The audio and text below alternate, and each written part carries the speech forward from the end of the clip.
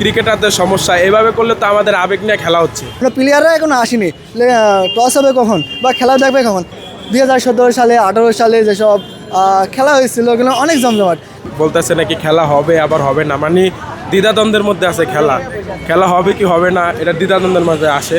হ্যাঁ, আমরা বাঙালিরা একটু খেলাটারে পছন্দ, ক্রিকেট খেলাটারে পছন্দ করি, এই কারণে মনে করেন আমরা খেলা দেখতে আসা। এখন বোর্ড পরিচালকের সমস্যা, ক্রিকেটারদের সমস্যা, এভাবে করলে তো আমাদের আবেগ নিয়ে খেলা হচ্ছে। ঠিক আছে, অন্যান্য দেশে দেখেন, এশিয়ার মধ্যে 2-3টা কান্ট্রি আছে, জাপান আছে, কোরিয়া আছে, ওদেরও কিন্তু ক্রিকেট বোর্ড আছে, ক্রিকেট অ্যাসোসিয়েশন আছে, কিন্তু ওদের ক্রিকেটারদের কেউ কিন্তু চিনে না, ওদের বোর্ডটারও কিন্তু কেউ চিনে না। কারণ কি? দর্শকরা খেলা দেখে না, এই কারণে ওদের কেউ চিনে না। কারণ আমরা বাঙালিরাও যদি খেলা দেখা বন্ধ করে দিই বা খেলাতে আসা বন্ধ করে দিই, যে খেলা দেখবো না আমরা, তাহলে কিন্তু এই ক্রিকেট পরিচালকও দাম থাকবে না, আর এই ক্রিকেটারকেও দাম থাকবে না, এত ইগো থাকবে না। এই আমরা আমাদের আবেগকে পুঁজি করে তারা এরকম করতেছে। ঠিক আছে ভাই, মনে করেন এই যে আসলাম খেলা দেখতে, এত দূর থেকে আইসা এখন দেখি খেলা হবে না বা হবে, এরকম দ্বিধাদ্বন্দ্বের মধ্যে আছে। এটা কি ঠিক ভাই? কোন বলেন? বিপিএলের মতন একটা লিগ, হ্যাঁ, এই লিগের মধ্যে নাকি এরকম দ্বিধাদ্বন্দ্ব, এটা তো ঠিক না ভাই। আমার ঝিনাইদহ থেকে এখানে আসছে মিরপুরে খেলা দেখতে। তো এখানে দেখেন অনেক দর্শক কিন্তু এসে খেলা দেখতে। নোয়াখালী খেলা, এখানে কিন্তু নোয়াখালীর সাপোর্টার কিন্তু অনেকটাই কিন্তু বেশি। এখানে এসে দেখছি বিজিবি কিন্তু অনেকই ঝামেলা করছে। তা বিজিবি কিন্তু ম্যানেজমেন্টটা, এই যে বিপিএল খেলা যে ম্যানেজমেন্টটা কিন্তু খুবই খারাপ আমার মনে হচ্ছে। যে খেলার কথা ছিল কিন্তু একটাই, এখনও নাকি প্লেয়াররা আসেনি। টস হওয়ার কথা কিন্তু আরও আগে, টস কিন্তু এখনও হয় নাই, মানে প্লেয়াররা এখনও আসেনি। টস হবে কখন বা খেলা দেখবে কখন? এখানে সবাই কিন্তু টিকিট কেটে কিন্তু মিরপুরে খেলা দেখতে আসছে আমাদের এই যে শেরেবাংলা স্টেডিয়ামে। আমাদের খেলা দেখে এসে যদি খেলা যদি না হয়, খেলা যদি না দেখে মানুষ, তাহলে সেই সকাল থেকে মানুষ যে খেলা দেখতে এসছে, কখন থেকে খাওয়া দাওয়া করেছে ঠিক মতো কি কেউ করেনি, তাই কোনো ঠিক নাই।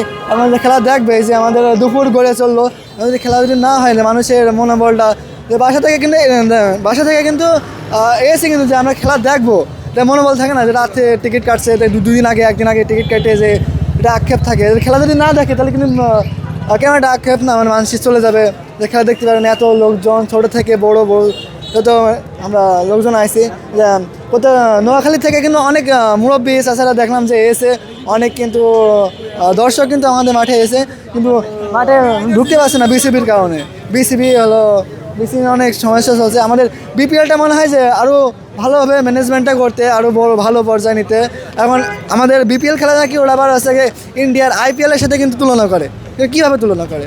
যেখানে কোনো ম্যানেজমেন্টটা ভালো না, খেলা হচ্ছে একটার সময় খেলা হচ্ছে যে এখন 2টা বাজতে চললো, এখন প্লেয়াররা বলে আসেনি, টসই হয়নি, এখন খেলা কীভাবে দেখবে মানুষ? সিবি কিন্তু এটা ঠিক করলো না, কিন্তু নাজমুলে যে হচ্ছে খেলা করবে, এখানে সবাই আসবে। যেমন ধরেন এর আগে যে সাকিব আল হাসান, তারপরে মেহেদি মিরাজ, তারপরে যেসব প্লেয়ার ছিল আগে, ওদের খেলা দেখা কিন্তু অনেকটা ভালো ছিল। কিন্তু ওদের যাওয়াতে কিন্তু আমাদের খেলাটা কিন্তু আগ্রহটা আরও কমে গেছে। ওরা থাকাকালীন বাংলাদেশের খেলা কিন্তু আরও জমজমাট ছিল।